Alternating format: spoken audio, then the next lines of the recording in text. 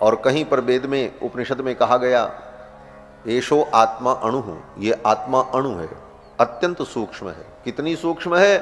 तो कहा बालाग्र शतभागस्य शतधा कल्पितस्य च भागो जीवस्य विज्ञेय। बाल की नोक को लेकर उस बाल की नोक के 100 टुकड़े करो, फिर एक टुकड़े का 100 टुकड़े करो, जितना सूक्ष्म हो उतनी सूक्ष्म ये आत्मा है, ये वेदों ने कहा। इस प्रकार की जो परस्पर देखने में और सुनने में विरुद्ध प्रतीति है, इसका निराकरण करके वेदांत तत्व का निर्णय करना, वेदांत का सिद्धांत क्या है ये समझना कितना कठिन है। अब आप सोचो, वेदांत के उपनिषद के इन वाक्यों का समन्वय करना कितना कठिन होगा सामान्य व्यक्ति के लिए। यहां पर ऐसा कहा गया, यहां पर ऐसा कहा गया, और किसी भी एक बात का आप खंडन नहीं कर सकते, उसको अस्वीकार करेंगे तब भी गड़बड़ हो जाएगा। क्यों? बोले सिद्धांत है, जो वेद को स्वीकार नहीं करता वो नास्तिक होता है। आप जान लो आज नास्तिक और आस्तिक की परिभाषा क्या है।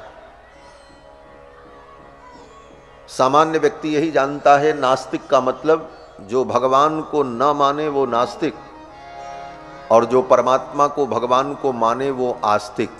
यही नास्तिक आस्तिक की परिभाषा लोग समझते हैं, लेकिन ये नास्तिक आस्तिक की परिभाषा नहीं है। नोट कर लेना, नास्तिक आस्तिक की परिभाषा हमारे सनातन धर्म में ये है कि जो वेद को प्रमाण मानता है वो आस्तिक, और जो वेद को प्रमाण नहीं मानता वो नास्तिक। भगवान को मानो न मानो वो बाद की बात है, वेद को मानना जरूरी है। श्री मनु जी महाराज मनु स्मृति में कहते हैं, नास्तिको वेद निंदकः। नास्तिक कौन है? बोले जो वेद की निंदा करता है, जो वेद को प्रमाण नहीं मानता वो व्यक्ति नास्तिक है, और जो वेद को प्रमाण मानता है वो आस्तिक है। वो भगवान को माने न माने, अगर वेद को मान रहा है तो वो आस्तिक है, और उसे आस्तिक ही कहा जाएगा। तो वेद के किसी वाक्य को अगर आप न मानो तो नास्तिकता हो जाएगी। इसलिए उपनिषद के उन सभी वाक्यों का समन्वय करना पड़ेगा, किसी भी वाक्य को छोड़ना नहीं है। और सारे वाक्य परस्पर विरुद्ध प्रतीत होते हैं। ऐसी स्थिति में सामान्य बुद्धि का व्यक्ति उपनिषद के वेदांत के उस तत्व का निर्णय कैसे कर पाएगा? कितना कठिन है। तो भगवान वेदव्यास ने विचार किया। भगवान वेदव्यास ने एक ग्रंथ बनाया जिसका नाम ब्रह्मसूत्र, और उस ब्रह्मसूत्र में लगभग 525 सूत्र वेदव्यास जी ने बनाए, और उन सूत्रों के माध्यम से उपनिषद के उन मंत्रों का समन्वय कैसे करना चाहिए ये ट्रिक बताई। इसका ऐसे समन्वय है, इसका ऐसे समन्वय है। लेकिन वह सूत्र भी इतना कठिन हो गया जिसको ब्रह्मसूत्र कहते हैं, उसकी भी व्याख्या करने की जरूरत पड़ी। तो उसकी व्याख्या किसने की? बोले शंकराचार्य जी ने की, ब्रह्मसूत्र की व्याख्या। और जो व्याख्या की, इतनी बड़ी व्याख्या लिखी गई महाराज, उसका नाम हो गया शारीरक मीमांसा। फिर उस ब्रह्मसूत्र की व्याख्या भगवान रामानुजाचार्य जी ने की, निम्बारकाचार्य ने किया, वल्लभाचार्य ने किया, मध्वाचार्य ने किया। सभी संप्रदाय के महान विद्वानों ने ब्रह्मसूत्र की अपने अपने ढंग से फिर नए सिरे से व्याख्या करके बड़े बड़े ग्रंथ बना डाले। उसके पहले भी बोधायन, टंकत, द्रविण, गुहदेव, कपर्दी, भारुचि जैसे विद्वानों ने बड़े बड़े व्याख्यान लिखे थे।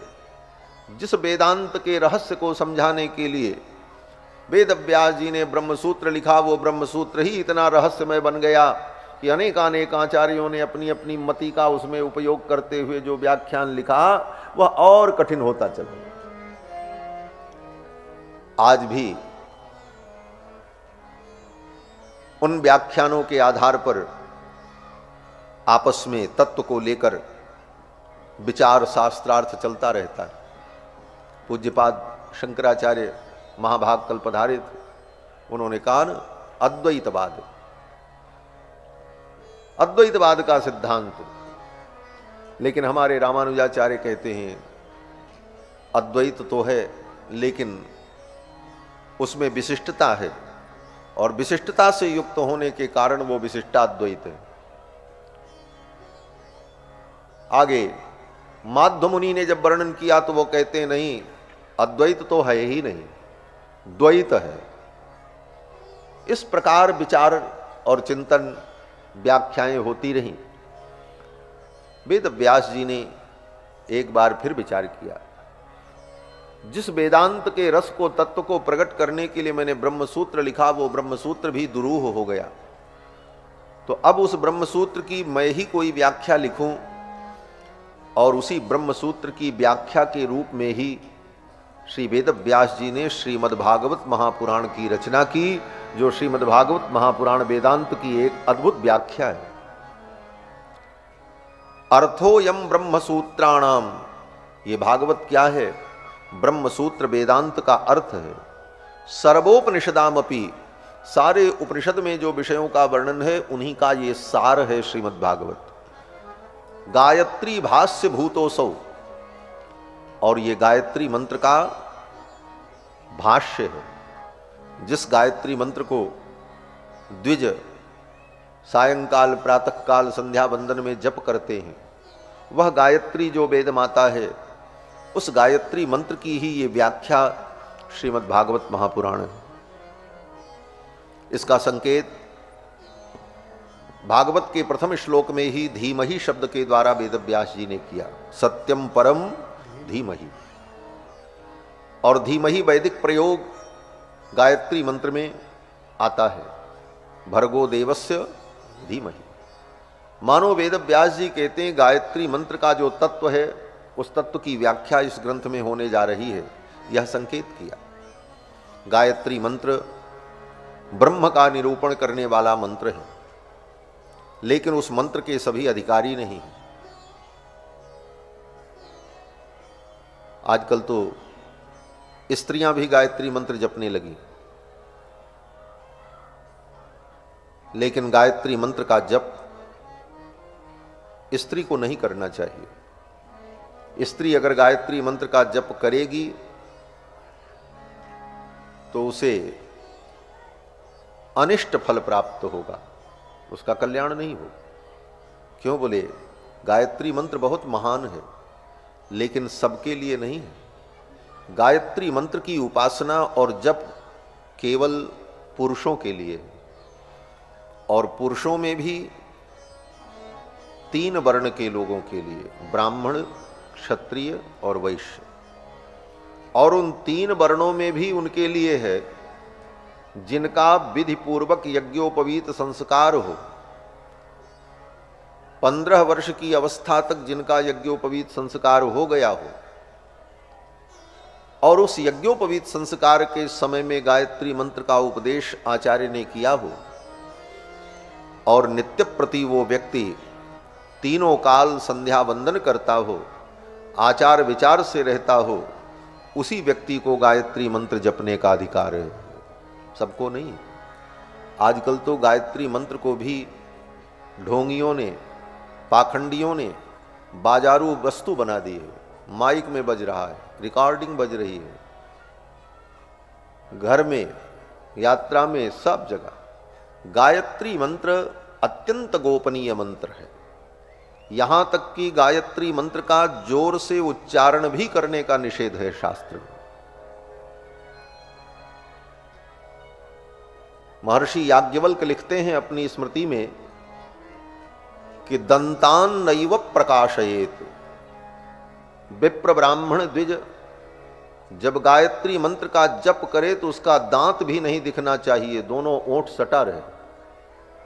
बोलना तो दूर की बात है, मन में ही जप चले गायत्री मंत्र का। मननात् त्रायते इति मंत्र। मंत्र का यही अर्थ होता है, मनन करने पर जो त्राण करे उसका नाम मंत्र। और आजकल धर्म के नाम पर अधर्म का विस्तार होता है। कितने स्कूल में, विद्यालय में मैं जाता हूं तो देखता हूं, वहां के लोग कहते हैं हमारे यहां बच्चे गायत्री मंत्र से ही प्रार्थना करते, तुम उनका संस्कार बिगाड़ रहे हो, गायत्री मंत्र उनसे जपा रहे हो। उनको तुम पाप की ओर ले जा रहे हो। बोले महाराज गायत्री मंत्र से कल्याण होगा। बोले गायत्री मंत्र से कल्याण होगा, लेकिन किसका होगा? सबका नहीं होगा। जिसका होगा उसी का होगा। सब सबके लिए नहीं होता है। शास्त्र का एक निश्चित मार्ग है, एक सरणी है, उस मार्ग से चलने पर ही कल्याण होता है। किसी को ब्लड प्रेशर की समस्या हो और उसको आप शुगर की दवा खिला दो तो ठीक होने के बजाय और उल्टा हो जाएगा। जिसको जो समस्या है उसके लिए शास्त्र क्या कहता है, यह करना धर्म है। यह शास्त्र विधिमुत्सृज्य वर्तते कामकारतः न ससिद्धिमवाप्नोति न सुखम न पराम गतिम तस्मात् शास्त्रम प्रमाणन्ते कार्याकार्य व्यवस्थितौ। भगवान श्री कृष्ण गीता में कहते हैं, अर्जुन, शास्त्र की विधि को छोड़ करके जो मनमाने ढंग से आचरण करता है, न ससिद्धिमवाप्नोति, उसे सिद्धि भी नहीं मिलती, न सुखम, उसे सुख भी नहीं मिलता, न पराम गतिम, उसे परम गति भी नहीं मिलती। तस्मात् शास्त्रम प्रमाणन्ते, इसलिए धर्म में शास्त्र ही प्रमाण है। शास्त्र जो कहे वो करना चाहिए। स्कूल में प्रार्थना करानी है तो और बहुत सारे स्तोत्र हैं। गजेंद्र मोक्ष का पाठ कराओ, नीलाम्बुज श्यामल कोमलांगम का पाठ कराओ, रामचरितमानस का जो मंगलाचरण है उस मंगलाचरण का पाठ बच्चों से कराओ, श्रीमद् भगवद गीता का पाठ कराओ। गायत्री मंत्र ही जरूरी नहीं है। गायत्री मंत्र की जो शुचिता है, जो पवित्रता है, जो विधान है, उस विधान से करने पर ही उसका फल प्राप्त होता है। तो यह सब जो धर्म में विकृतियां व्याप्त हुई, यह क्यों हुई? बोले हर व्यक्ति धर्मोपदेश करने लगा और जो बता दे सीधे साधे भोले भाले लोग उसे मान लेते हैं और चल पड़ते हैं। तो गायत्री मंत्र बड़ा महान मंत्र है, लेकिन उसकी उपासना के लिए शास्त्र में बड़े नियम हैं। तो उस गायत्री मंत्र का जो रहस्य है वह सबको ज्ञात हो जाए, इसीलिए वेद व्यास जी ने ये श्रीमद् भागवत महापुराण की रचना की। गायत्री भाष्य भूतोसौ ग्रंथो अष्टादश संगीतः, 18,000 श्लोकों में निबद्ध ये ग्रंथ श्रीमद् भागवत महापुराण। इसमें 12 स्कंद हैं, 335 अध्याय है और 18,000 श्लोक है। 12 स्कंद, 335 अध्याय और 18,000 श्लोकों में निबद्ध ये ग्रंथ साक्षात भगवान श्री कृष्ण का स्वरूप है। नैमिषारण्य में 88,000 मुनियों ने, सौनकादि मुनियों ने सूत जी से प्रश्न किया। पहला प्रश्न किया, श्रेय क्या है, यह मैं जानना चाहता हूं। किम श्रेयः, श्रेय क्या है? यह प्रश्न हमको आपको भी जानना चाहिए। श्रेय क्या है? श्रेय माने परम कल्याण। जीव का परम कल्याण कैसे होता है और जीव का परम कल्याण है क्या, इसी को कहते हैं श्रेय। तो ऋषियों ने पूछा कि श्रेय क्या है, ये हम जानना चाहते हैं। दूसरा प्रश्न किया, शास्त्र सारः कः, समस्त शास्त्रों का सार क्या है? शास्त्र तो बहुत कुछ बता रहे हैं, सारे शास्त्रों को पढ़ करके समझ करके फिर उसका निर्णय करना ये 100 वर्ष की आयु में व्यक्ति के लिए संभव नहीं है।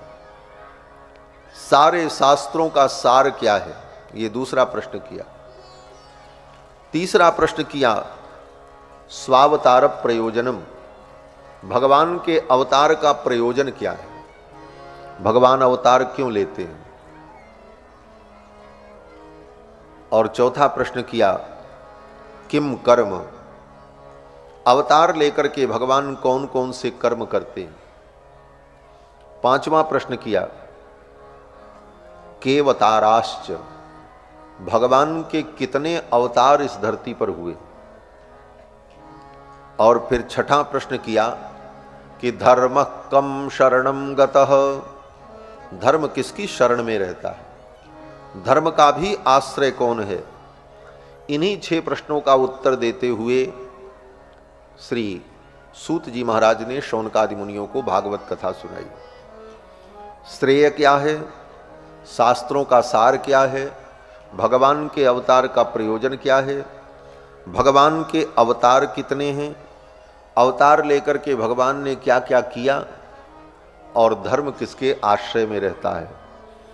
इतने प्रश्नों का उत्तर श्रीमद् भागवत महापुराण है। इन्हीं 6 प्रश्नों का उत्तर पूरे श्रीमद् भागवत महापुराण में कथा व्याख्यान के माध्यम से सूत जी ने शौनकादि मुनियों को सुनाया है।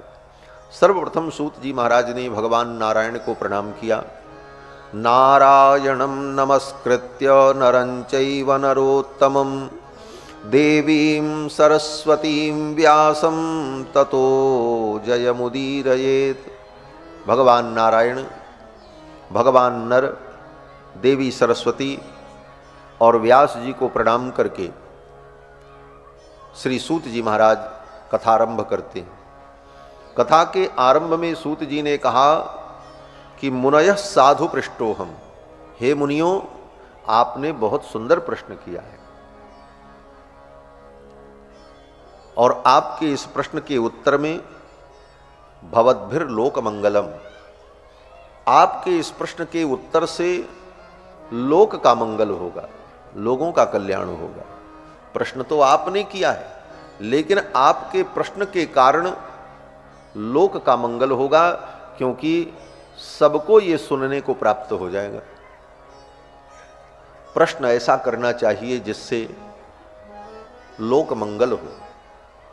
सुखदेव जैसे, सूत जी जैसे, वाल्मीकि जैसे, गोकर्ण जी जैसे महापुरुष जीवन में मिलें तो उनसे क्या प्रश्न करना चाहिए, यह भी विचारणीय है।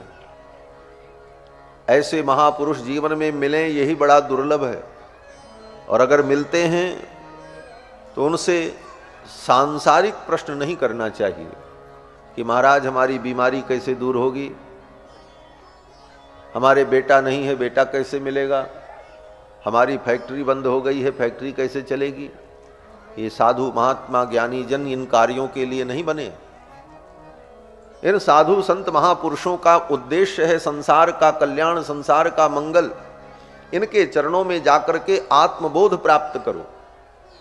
ऐसे महापुरुषों के चरणों में जाकर के ये पूछो भगवान कैसे मिलेंगे, भगवान के गुण क्या हैं, भगवान की महिमा क्या है, इस जीव का संसार में आने का प्रयोजन क्या है, इस दुनिया में परमात्मा ने हमें पैदा किया तो हमारा उद्देश्य क्या होना चाहिए, ये पूछो। तत्व की जिज्ञासा करो और जाकर के ज्ञानी संत महापुरुषों के पास वही संसार की तुच्छ बातें, वही संसार का तुच्छ प्रश्न, तुम्हारी बुद्धि तो उसी में लगी है, उन महात्माओं की भी बुद्धि जो भजन में लगी है उनकी बुद्धि में भी तुम वो विकार पैदा करो। सूत जी महाराज कहते हैं, हे मुनियों आपने बहुत सुंदर प्रश्न किया। भवद्भिर लोक मंगलम, आपके इस प्रश्न से सारे संसार का मंगल होगा। यत् कृतः कृष्ण संप्रश्नो येनात्मा सुप्रसीदति, तुमने कृष्ण के विषय में प्रश्न किया है, यहीं से भागवत शुरू होती। सूत जी कहते हैं, यत् कृतः कृष्ण संप्रश्नो, भगवान के विषय में तुमने प्रश्न किया है, और इस प्रश्न के उत्तर से येनात्मा संप्रसीदति, ये आत्मा प्रसन्न हो जाएगी, आत्मा खिलखिला उठेगी। इस आत्मा को प्रसन्न करने का प्रश्न जानो क्या है, बोले भगवान के विषय में प्रश्न करो। आगे सूत जी कहते हैं, सवई पुंसाम परो धर्मो यतो भक्ति रधोक्षजे। इस मनुष्य का मनुष्य जीवन में आकर के सबसे बड़ा उद्देश्य क्या होना चाहिए, कहते हैं भगवान के चरणों की भक्ति। सवई पुंसाम परो धर्मो यतो भक्ति रधोक्षजे, भगवान अधोक्षज के चरणों में हमारी भक्ति हो, यही पुरुष का परम धर्म है। पुरुष माने जीवात्मा, पुरुष माने केवल पुरुष नहीं। जहां पर ऐसे जगहों पर पुरुष शब्द आता है तो पुरुष का अर्थ होता है जीवात्मा, चाहे वो स्त्री के शरीर में हो चाहे पुरुष के शरीर में हो। सभी जीवात्माओं के लिए ये बात कही जा रही है कि भगवान के चरणों में भक्ति हो, यही जीव का परम धर्म है। लेकिन कैसी भक्ति हो, कहते हैं अहै तुक्य प्रतिहता अहेतुकी भक्ति हो। भगवान की भक्ति हमारे जीवन में हो लेकिन अहेतुकी हो। अहेतुकी का मतलब होता है जिसका कोई हेतु न हो, कारण न हो। हम सुख के लिए भक्ति कर रहे हैं तो वह सुख जो है उस भक्ति का हेतु बन गया। हम इसलिए भक्ति कर रहे हैं कि हमारा अमुक काम हो जाए, बोले वो कार्य जो है उस भक्ति का हेतु बन गया। भगवान की भक्ति जीवन में हो लेकिन उसमें कोई हेतु न हो, अहेतुकी। अहेतुकी भक्ति भगवान के चरणों में हो। और कैसी हो? बोले अप्रतिहता। वो भक्ति रुकने वाली न हो। ये नहीं कि नई नई भक्ति का भाव जगा और 10 दिन, 1 महीने, 2 महीने तो खूब भाव से भक्ति किए, भजन किए, माला जपे, और 2-4 महीने बीतते बीतते फिर धीरे धीरे घसल्ली हो गए, कुछ नहीं। ऐसे लोग भी होते हैं संसार। पहले तो खूब माला चलती है, खूब जप चलता है, खूब कथा सुनना होता है, बड़े भाव में रहते, फिर धीरे धीरे सब ढीला पड़ जाता है। इसको कहते हैं प्रतिहता। प्रतिहता माने भक्ति तो आई लेकिन हत हो गई, बिगड़ गई। अहेतुकी हो और अप्रतिहता हो, बिना कारण के हो और रुकने वाली न हो, उत्तरोत्तर वो भक्ति बढ़ने वाली हो। ऐसी भक्ति भगवान के चरणों में हो। बात समझ गए? निष्काम भक्ति हो और अखंड भक्ति हो भगवान के चरणों में। ये भक्ति क्या दे देगी? इस भक्ति से क्या होगा?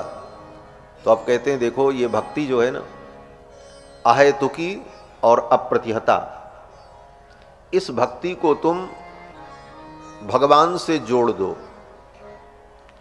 अपनी इस भक्ति का तुम भगवान से विवाह कर दो। हाँ, गठबंधन कर दो। भक्ति क्या है? बोले भक्ति तुम्हारे हृदय में उत्पन्न हुई तो समझो ये भक्ति तुम्हारी बेटी है। तो बेटी को पाल पोस करके बड़ा करके बेटी का विवाह किया जाता है, कन्यादान होता है। सूत जी कहते हैं अपनी इस भक्ति रूपी कन्या का दान करो। बोले किसको करें? बोले भगवान को करो। भगवान को ही इस भक्ति का कन्यादान कर दो। वासुदेवे भगवती भक्ति योग प्रयोजिता। अपने इस भक्ति योग को भगवान के साथ प्रयोजिता, ये प्रयोजिता का भाव है। प्रकृष्ट रूपेण योजिता, जोड़ दो, गठबंधन कर दो, विवाह कर दो। और भक्ति का ब्याह अगर भगवान से हो गया तब क्या होगा? बोले कन्या का जब विवाह हो जाता है तो कन्या संतान को जन्म देती है, पुत्र पैदा होते, संतान पैदा होते। सूत जी महाराज कहते हैं इस भक्ति का अगर तुमने भगवान से विवाह कर दिया तो ये भक्ति पुत्र को पैदा करेगी। कितने दिनों में? 9 महीने में, 10 महीने में? कहते ना, जनयत्यासु वैराग्यम ज्ञानं च यदहैतुकम। सूत जी कहते हैं जनयत्याशु, इस भक्ति का तुमने भगवान से अगर विवाह कर दिया तो ये भक्ति तुरंत 2 पुत्र को जन्म देगी।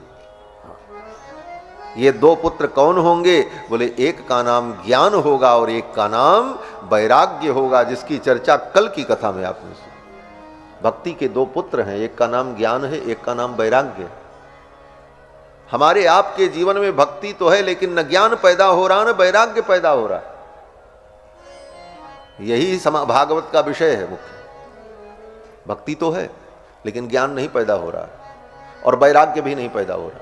न संसार से वैराग्य हो रहा है न ज्ञान दृढ़ हो रहा है। ज्ञान दृढ़ हो जाए तो संसार की कोई समस्या हमें विचलित नहीं कर सकती।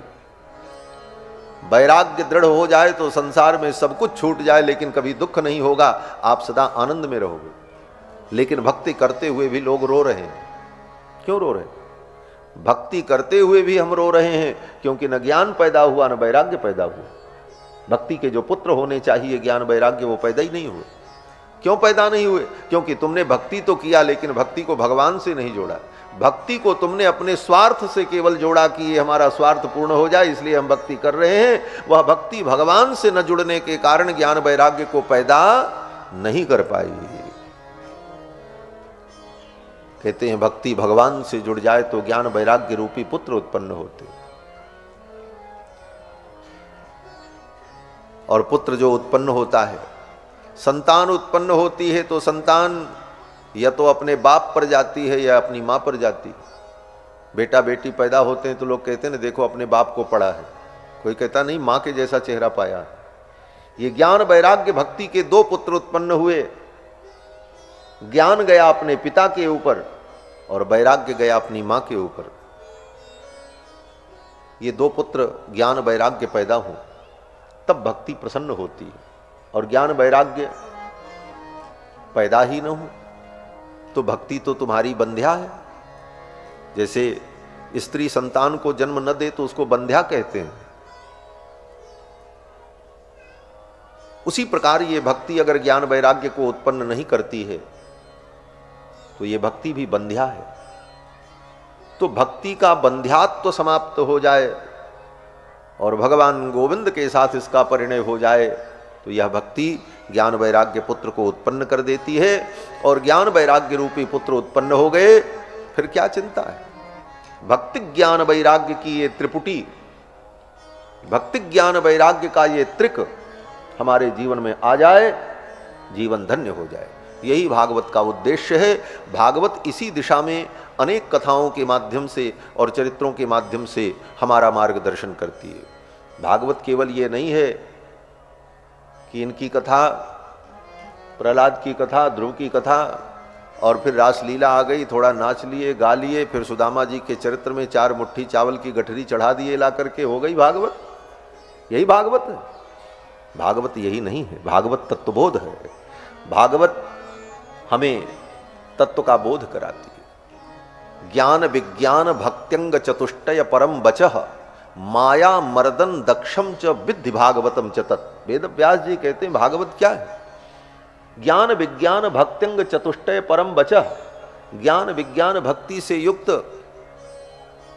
जो वचन है, कैसा वचन?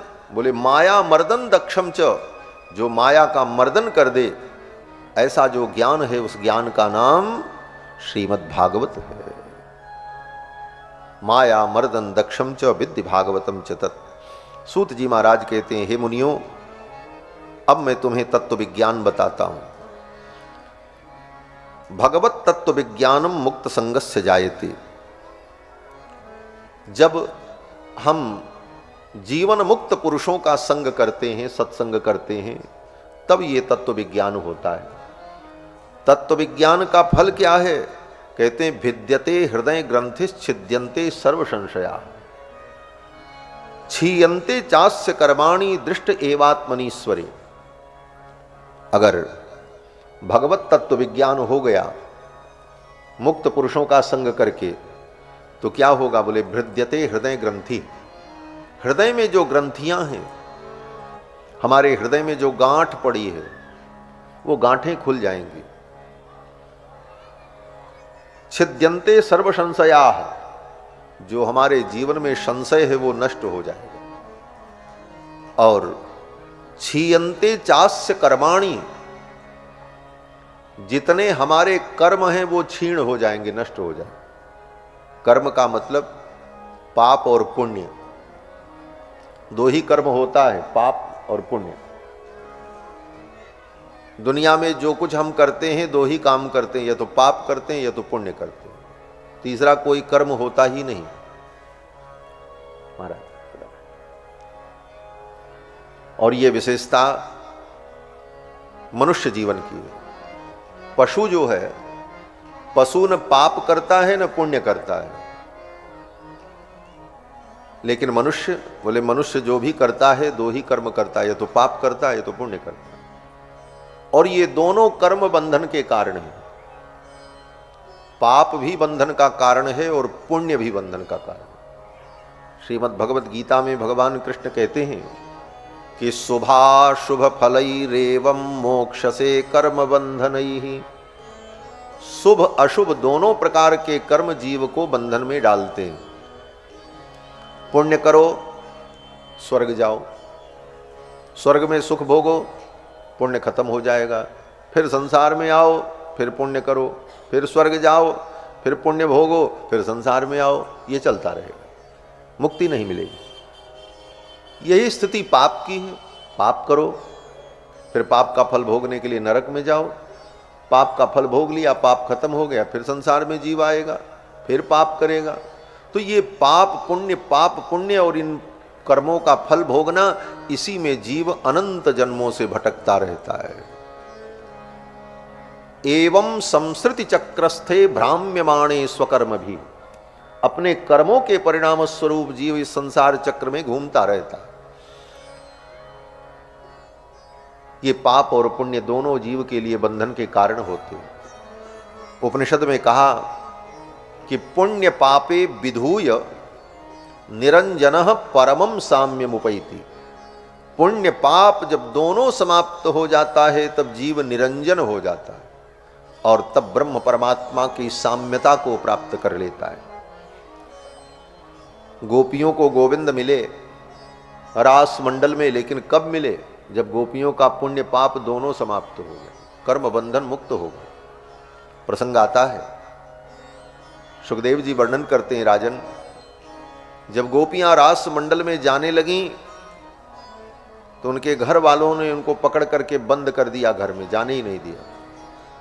अंतरगृह गता काश्चित गोप्यो लब्ध विनिर्गमाः, उन गोपियों को ले जाकर के घर में बंद कर दिया, जाने नहीं दिया। भगवान के वियोग में गोपियों को दुख हुआ और भगवान के विरह में जो गोपियों को दुख हुआ, उस दुख में गोपियों के जन्म जन्म के जो पाप थे वो नष्ट हो गए। तीव्र ताप धुता अशुभाः, जो उनके अशुभ कर्म थे, पाप थे, वो कृष्ण के वियोग के ताप में जल गए। और फिर गोपियों ने अपने ही घर में बैठे बैठे भगवान कृष्ण का ध्यान किया, तो ध्यान प्राप्ता च्युता शेषो निर्वृत्या क्षीण मंगला। भगवान का जब ध्यान किया तो उस ध्यान में जो आनंद का समुद्र उमड़ा, उस आनंद समुद्र की लहरों में गोपियों के जन्म जन्मांतर के जितने पुण्य थे वो विलीन हो गए, नष्ट हो गए। गोपियों का पाप और पुण्य जब दोनों समाप्त हो गया, तब गोपियां कर्म बंधन से मुक्त हो गई। सद्यः प्रक्षीण बंधना, सुखदेव जी कहते हैं वो प्रक्षीण बंधना हो गई, उनका बंधन खत्म हो गया। क्यों? बोले पाप पुण्य खत्म, कर्म खत्म, तो कर्म का बंधन भी खत्म, कर्म बंधन मुक्त हो गई। परिणाम बोले जहुर गुणमयम देहम सद्यः प्रक्षीण बंधना, उनका जो देह था उनके घर में रखा रह गया, शरीर घर में बंद पड़ा है, और गोपियां आत्म रूप से रास मंडल में पहुंच गईं, देह बंधन से मुक्त होकर। ये रासलीला का रहस्य था। रासलीला में कोई गोपी शरीर से गई ही नहीं थी। ये आजकल के अरे गहरे नत्थु खैरे कहते हैं कृष्ण ने रासलीला की, गोपियों के साथ नाच रहे थे, हम नाचें तो क्या बुराई है, भगवान ने भी तो ऐसा किया। अरे पहले पढ़ो भागवत में क्या लिखा है, कोई गोपी शरीर से गई ही नहीं थी। दसम स्कंद के वो 5 अध्याय पढ़ लेना, सब गोपियां अपने अपने घर में थी। आगे सुखदेव जी कहते हैं कि स्वान स्वान दारान स्व पार्श्व स्थितान मन्यमानाः कृष्णाय न असूयन। ब्रज के उन गोप ग्वाल बालों ने अपनी पत्नी को, अपनी बेटी को, अपने घर की स्त्री को अपने ही पास देखा, वो सब उन्हीं के पास थी, इसलिए किसी ने कृष्ण की निंदा नहीं की। कृष्णाय न असूयन, तो जिसकी बहन बेटी रासलीला में गई उन्होंने तो निंदा ही नहीं की, और तुम कहानी बता रहे। भगवान श्री कृष्ण की इस दिव्य लीला में गोपांगनाएं आत्म रूप से पहुंची। वह ध्यान की और चिंतन की पराकाष्ठा में आत्म रूप से गोपियों ने रास मंडल में सहभाग किया और भगवान की लीला का दिव्य अनुभव किया। शरीर से तो गोपियां अपने घर में थी, बोले शरीर यहां और आत्मा वहां, बोले यही तो विज्ञान है। कर्म के बंधन से जीव मुक्त हो जाए तो शरीर उसका कहीं भी रहे, उसके आत्मा की व्यापकता जो है वह प्रकट हो जाती है। जैसे दीपक जलता हो तो दीपक के ऊपर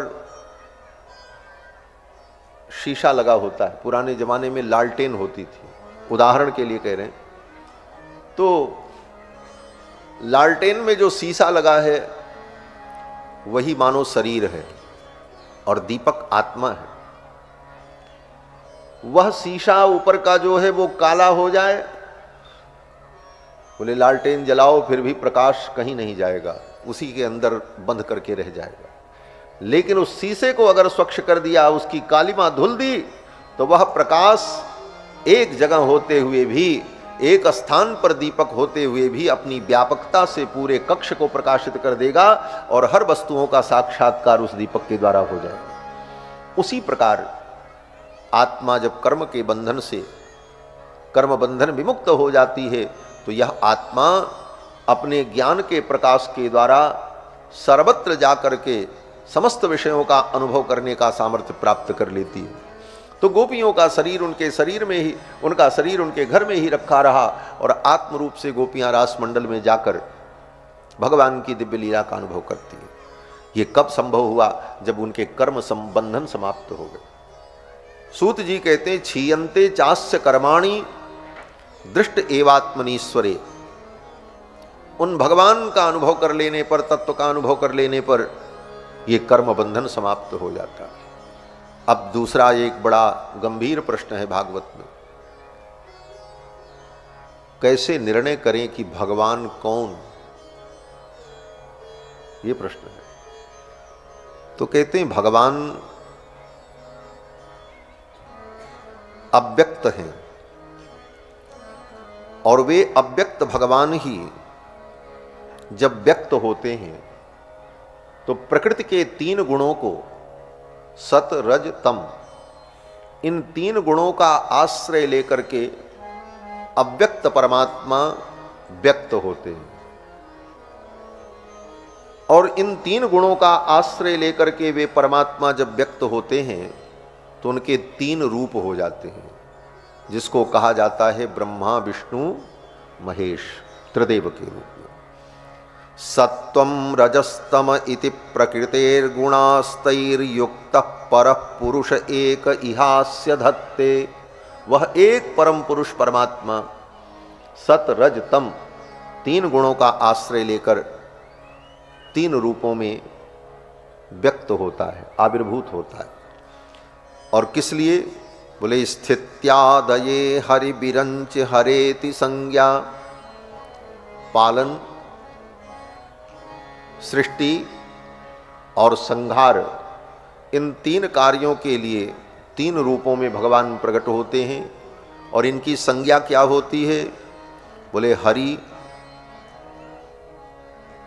बिरंची और हर। हरि भगवान विष्णु, विरंची माने ब्रह्मा, हर माने भगवान शंकर, इन तीन रूपों में।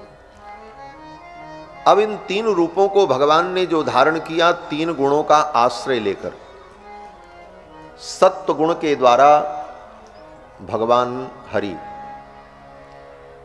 रजोगुण के आश्रय से ब्रह्मा और तमोगुण के आश्रय से भगवान शिव। अब सूत जी महाराज कहते हैं, श्रेयांसि तत्र खलु सत्वतनोर नृणाम स्युः। इन तीनों रूपों में जो भगवान का सत्वमय रूप है, सत्व का आश्रय लेकर हरि के रूप में, नारायण के रूप में भगवान का जो व्यक्तिकरण है, यह भक्तों के लिए परम उपादेय है और समस्त प्रकार के श्रेय को देने वाला है और परम कल्याणप्रद है। सत्वम विशुद्धम क्षेमाय कल्पन्ते येनु तानिह। भगवान का जो सत्वमय रूप है, नारायण रूप, वही जीवों के कल्याण के लिए परम श्रेयस्कर और क्षेम कारक है। इसलिए बुद्धिमान व्यक्ति को अनेक घोर रूप देवताओं की आराधना से हटकर भगवान श्री हरि की आराधना करनी चाहिए। स्पष्ट कहा है सूत जी ने यहां पर, मुमुक्षवो घोर रूपान हित्वा भूतपति नथ। जो मुमुक्षु हैं, जो तत्व जिज्ञासु हैं, ऐसे व्यक्ति को क्या करना चाहिए? कहते हैं जो घोर रूप देवता हैं, जो देवता बड़े घोर हैं, उग्र हैं, ऐसे देवताओं की उपासना को छोड़कर नारायण कला शांता भजन्ति ह्यनसूयवः। भगवान नारायण की जो कला है, उस कला की उपासना करनी चाहिए, उनका भजन करना चाहिए। घोर रूप की उपासना करने पर, घोर देवताओं की उपासना पर वैसी ही उग्रता और वैसा ही स्वभाव जीव के अंदर पैदा हो जाता है। क्योंकि नियम है, जो जिस देवता को भजता है उस देवता के वो गुणधर्म उसके अंदर व्याप्त हो जाते हैं और अंत में उसी देवता को वो प्राप्त भी हो जाता है। गीता में भगवान कृष्ण कहते हैं कि देवान देव यजो यान्ति। जो देवताओं की उपासना करते हैं, मरने के बाद उन्हीं देवताओं को प्राप्त हो जाते हैं, वो मेरे पास नहीं आते। भगवान ने स्पष्ट कहा। भगवान कहते हैं देवान देव यजो यान्ति। डाकिनी, शाकिनी, यक्षिणी, कर्ण, पिशाचिनी, इनकी आराधना करोगे, भूत प्रेतों की आराधना करोगे, तो मरने के बाद उन्हीं के पास जाकर के तुम भी भूत प्रेत बन करके, उनके गण बन करके पड़े रहोगे।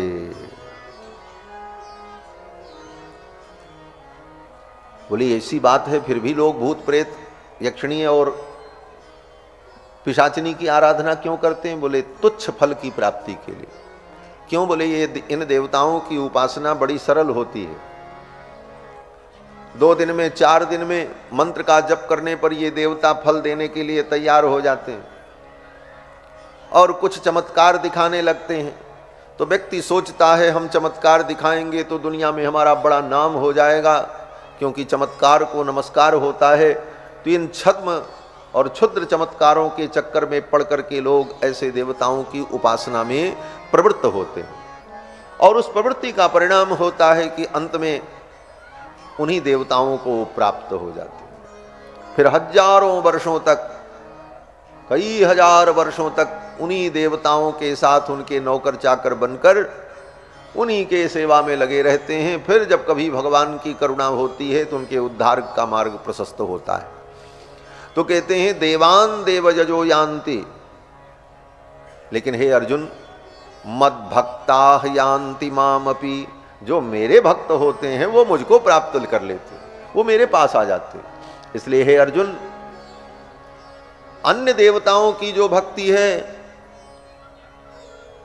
वह भी दूसरे ढंग से कहा जाए तो मेरी ही भक्ति है। भगवान कहते हैं, भगवान कहते हैं ये प्यन्य देवता भक्त्या यजन्ते श्रद्धयान्विता तेपि मामेव कौन्तेय यजन्त्यविधि पूर्वकम। हे कौन्तेय, अन्य देवताओं की जो भक्ति लोग करते हैं वो भी मेरी ही भक्ति है। ऐसा नहीं है कि वो मेरी भक्ति नहीं है, क्योंकि मैं तो सब में हूं, कण कण में भगवान है। लेकिन उसी में एक वाक्य जो आगे भगवान ने जोड़ दिया वो बड़ा अद्भुत है। भगवान कहते हैं यजन्त्यविधि पूर्वकम। उन देवताओं की भक्ति भी मेरी ही भक्ति है, लेकिन अविधि पूर्वकम। वो अविधि नहीं है, वो सविधि नहीं है, वो अविधि। क्या अविधि? बोले जैसे कोई पतिव्रता स्त्री अपने पति को भोजन न दे, पति की बात न माने और पति की फोटो रख करके उसकी आरती उतारे, तो क्या कहोगे? पति की फोटो रख करके उसकी आरती उतारे और उस पर फूल चढ़ाए, मत्था टेके, और जो पति है बेचारा वो थका मांदा आए तो उससे प्रेम से बात भी न करे, उसकी उपेक्षा करे, तो दुनिया उस स्त्री को पतिव्रता कहेगी? कर तो रही है पति की ही पूजा, उसी के चित्रपट की पूजा कर रही है, लेकिन उत्तम तो यह है कि वो फोटो की पूजा छोड़कर अपने साक्षात पति को प्रसन्न कर ले, यही पातिव्रत है। उसी तरह ये जितने देवता हैं ये सब भगवान की ही फोटो हैं। हाँ, सी राम मैं सब जग जानी करहु प्रणाम जोर जुग पानी। लेकिन भगवान भगवान हैं, भगवान के स्वरूप को समझकर भगवान में अनन्य निष्ठा हो जाए, ये भक्ति कल्याणकारिणी हो जाती है। अनन्याश्चिंतयन्तो माम ये जनाः पर्युपासते तेषां नित्याभियुक्तानां योगक्षेमं वहाम्यहम्। तो भगवान का जो सत्वमय रूप है वो भक्तों के लिए परम उपास्य है। सूत जी कहते हैं, हे मुनियों, नारायण कला शांता भजन्ति ह्यनसूयवः। भगवान नारायण की जो कला है उनकी उपासना करनी चाहिए। कला माने अवतार। भगवान के कितने अवतार हैं? बोले भगवान के अनंत अवतार हैं, कोई गणना ही नहीं है भगवान के कितने अवतार हैं। लेकिन उन अवतारों में 24 अवतार प्रमुख हैं जिनका वर्णन पुराणों में सर्वत्र प्राप्त है। उन 24 अवतारों का संक्षिप्त वर्णन श्री सूत जी महाराज ने शौनकादि मुनियों को सुनाया। भगवान का पहला अवतार सनकादिकों के रूप में हुआ। दूसरा अवतार भगवान का वराह के रूप में हुआ।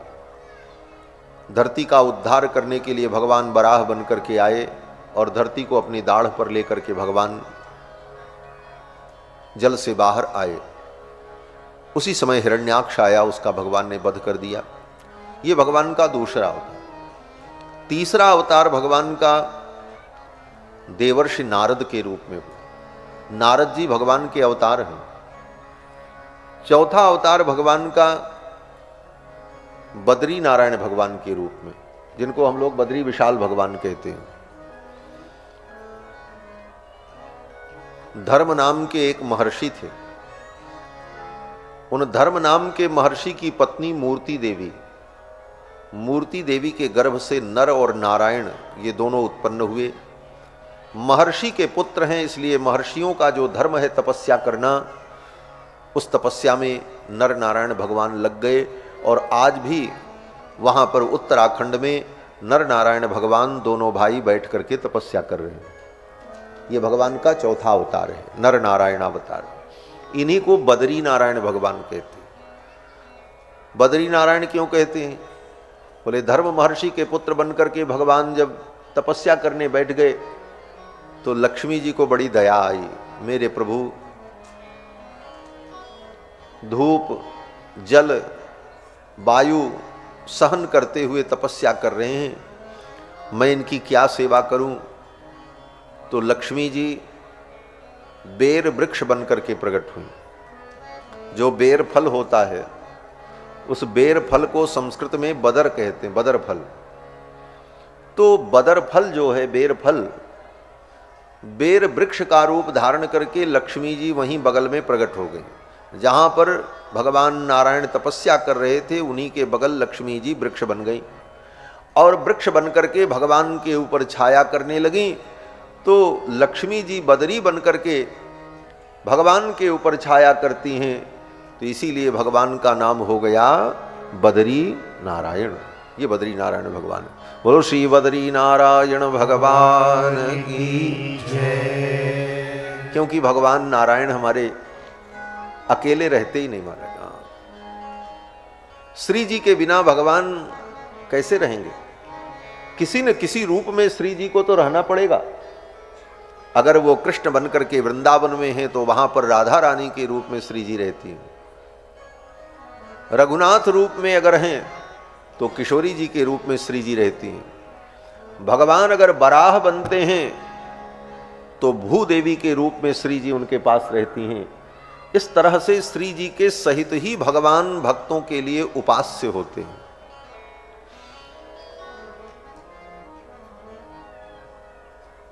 तो लक्ष्मी जी बद्री वृक्ष बनकर छाया करने लगी, इसलिए नाम पड़ गया बद्री नारायण भगवान। भगवान का पांचवा अवतार कपिल मुनि के रूप में हुआ। महर्षि कर्दम की पत्नी देवहूति के गर्भ से भगवान कपिल प्रकट हुए। जिन्होंने अपनी माँ देवहूति को सांख्य शास्त्र का उपदेश किया है। भगवान का छठवां अवतार दत्तात्रेय के रूप में हुआ। अत्रि महर्षि की पत्नी अनसुया के गर्भ से भगवान दत्त के रूप में प्रकट हुए, दत्तात्रेय। सातवां अवतार भगवान का यज्ञ नारायण के रूप में हुआ। रुचि नाम के प्रजापति की पत्नी आकुति देवी के गर्भ से भगवान यज्ञ नारायण प्रकट हुए और अपनी पत्नी दक्षिणा देवी के साथ भगवान के 24 अवतार में सातवां अवतार भगवान का जो है वो यज्ञ नारायण भगवान का है। बोलो श्री यज्ञ नारायण भगवान की जय। यज्ञ किसी भी देवता का हो, लेकिन वो स्वरूप किसका है? बोले नारायण का स्वरूप है। इसीलिए कभी ये नहीं कहा जाता है यज्ञ ब्रह्मा भगवान, यज्ञ शंकर भगवान, यज्ञ रुद्र भगवान। जब कहीं कहा जाता है तो यही कहा जाता है यज्ञ नारायण भगवान, क्योंकि नारायण ही यज्ञ है, दूसरा कोई यज्ञ स्वरूप नहीं है। यज्ञ नारायण भगवान अपनी पत्नी दक्षिणा देवी के साथ प्रकट हुए। भगवान यज्ञ नारायण की पत्नी का नाम दक्षिणा है, इसीलिए यज्ञ करो तो दक्षिणा देनी पड़ती है। दक्षिणा न दो तो यज्ञ पूरा नहीं होता। यज्ञ बड़ा से बड़ा यज्ञ करने के बाद अंत में दक्षिणा दी जाएगी, तब यज्ञ पूरा होगा। बिना लक्ष्मी जी के भगवान पूरे कैसे होंगे? वो तो अधूरे रह जाएंगे। इसीलिए अंत में दक्षिणा देने का विधान है। यज्ञस्य पत्नी दक्षिणा, यज्ञ की पत्नी का नाम दक्षिणा है। और दक्षिणा में दिया क्या जाता है? बोले लक्ष्मी का दान किया जाता है। क्योंकि लक्ष्मी ही तो भगवान की पत्नी है। यह हमारी संस्कृति में सब कुछ अद्भुत विज्ञान है और सब कुछ भगवान से जुड़ा हुआ है। हम किस दृष्टि से उसे देखते हैं ये महत्वपूर्ण हो जाता है। अंत में इसके बाद भगवान के 8वां अवतार का वर्णन। 8वां अवतार भगवान का ऋषभ देव के रूप में हुआ, जिनको जैन धर्म के लोगों ने बाद में अपना आदि तीर्थंकर माना। भगवान ऋषभ देव ये भगवान के 8वें अवतार हैं। 9वां अवतार भगवान का पृथु के रूप में हुआ। राजा बेन के शरीर का, राजा बेन की भुजाओं का मंथन किया ऋषियों ने, तो भगवान पृथु प्रकट हुए। सतयुग में ये अवतार हुआ और पृथु भगवान ने इस धरती को समतल किया। पहले ये धरती बड़ी ऊबड़ खाबड़ थी, जैसे बीहड़ का क्षेत्र आपने देखा होगा आसपास, कहीं बड़ी बड़ी खाई, मट्टी के ऊंचे ऊंचे टीले। तो गांव नगर बस सके, लोगों के आने जाने की सुविधा हो, ये धरती पर पहले नहीं थी। भगवान पृथु ने इसको बराबर किया है। आज ये समतल भूमि जहाँ खेती हो रही है और बराबर भूमि दिखाई पड़ती है धरती पर, ये सब पृथु भगवान की महिमा है। इसीलिए इसका नाम हो गया पृथ्वी। धरती को पृथ्वी क्यों कहते हैं? क्योंकि पृथु ने इसका विस्तार किया, इसलिए इसका नाम पृथ्वी पड़ा। पृथु ने इसका पृथन किया है, पृथन माने विस्तार, इसका नाम पृथ्वी पड़ा। 10वां अवतार भगवान, 9वां अवतार भगवान का पृथु के रूप में और 10वां अवतार भगवान का मछली के रूप में हुआ, मत्स्यावतार।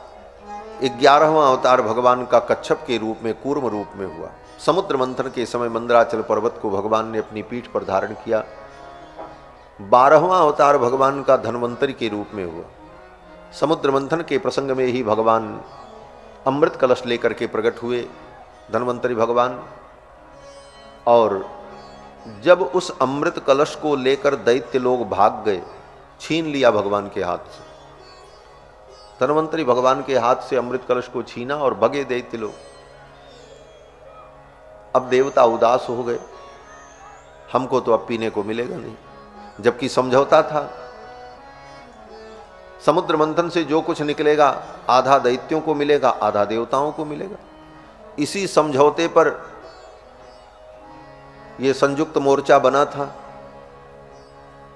दैत्य और देवताओं का, परस्पर विरोधी, लेकिन सत्ता का सुख भोगने के लिए दोनों ने आपस में समझौता कर लिया। आज भी यही होता है, वामपंथी और दक्षिणपंथी दोनों मिल करके सरकार बनाते हैं। क्यों?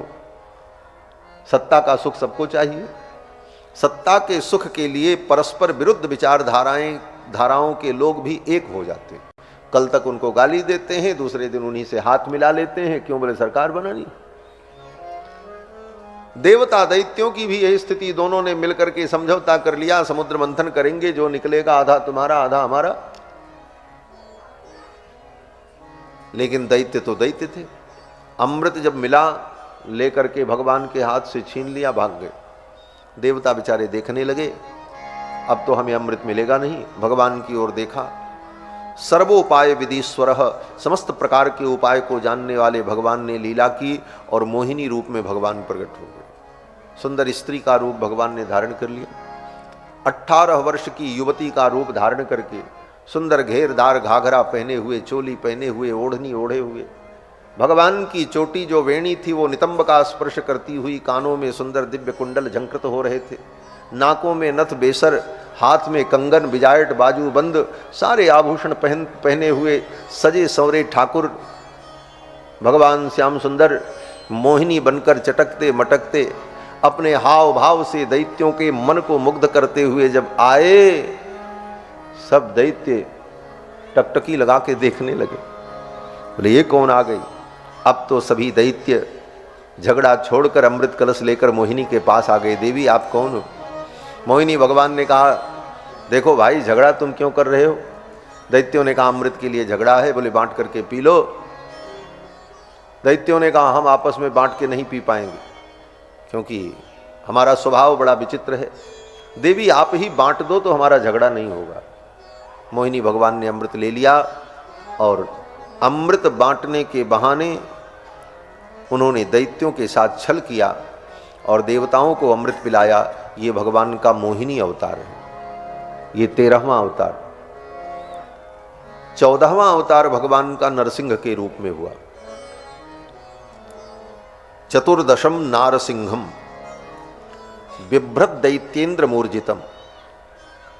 हिरण्यकश्यपु ने जब प्रहलाद से कहा तेरा परमात्मा कहां है, प्रहलाद जी ने कहा सर्वत्र। प्रहलादस्ति यदीश्वरो बदहरिहि सर्वत्र में दर्शय। प्रहलाद जी ने कहा वो परमात्मा सर्वत्र है।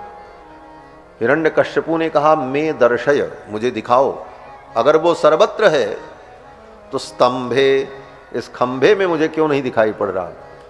प्रहलाद जी ने कहा हमको तो दिख रहा है। तब तक हिरण्यकश्यपु को जोश आया, उसने उठ करके एक मुष्टिका का प्रहार किया, खंभा टूट गया। गर्जना करते हुए नरसिंह भगवान प्रकट हो गए। यस्तंभात गर्जमानो गगट गटगटाद बालचंद्राथ दृष्टः व्योमाभूत पाट्यमानो पपट पटपट स्ताड्यमान सटाभिः। अपनी सटाओं को, जटाओं को झटकते हुए नरसिंह भगवान खंभे से प्रकट हो गए।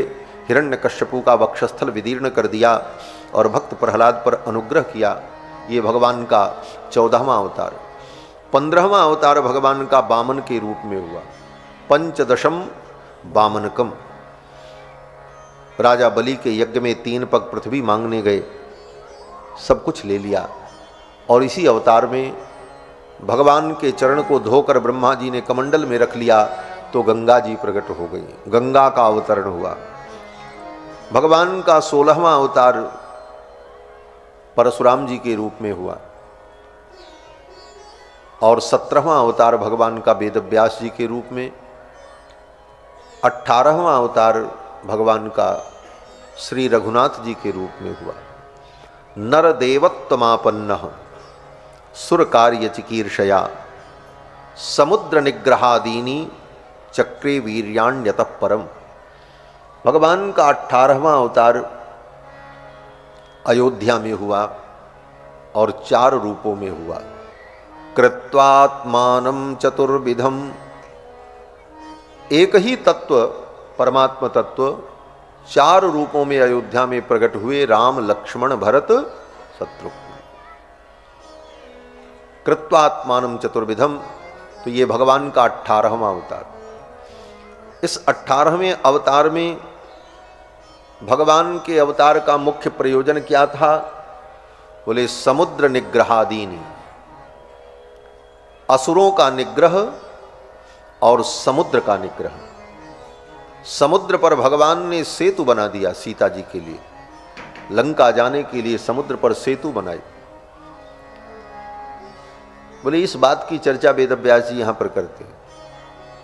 भगवान श्री राम के अवतार में बहुत सारे चरित्र हैं, लेकिन समुद्र निग्रह की ही बात क्यों? समुद्र निग्रहादीनि, समुद्र निग्रह ये साधारण कार्य नहीं था, ये भगवान का अतिमानुष चरित्र है। अतिमानुष चरित्र का मतलब जो चरित्र मनुष्य के द्वारा संभव न हो, वह चरित्र अतिमानुष चरित्र हो सकता है। कोई मनुष्य समुद्र पर सेतु नहीं बना सकता। आज तक समुद्र पर कोई वैज्ञानिक सेतु नहीं बना पाए। बना करके दिखा दे, कभी नहीं बना सकते। यह अतिमानुष चरित्र है, यह असंभव भगवान ही संभव कर सकते हैं। इसलिए इस अतिमानुष चरित्र का स्मरण वेदव्यास जी ने किया है। दुष्टों को मारना, संहार करना, वो सब तो ठीक है, वो सब लीला भगवान की, लेकिन अतिमानुष चरित्र समुद्र का निग्रह। इसके बाद भगवान का 19वां अवतार बलराम जी के रूप में हुआ। 20वां अवतार भगवान का श्री कृष्ण के रूप में। 21वां अवतार भगवान का बुद्धावतार। बुद्धावतार भगवान का जो हुआ उसका भी एक विशेष प्रयोजन था।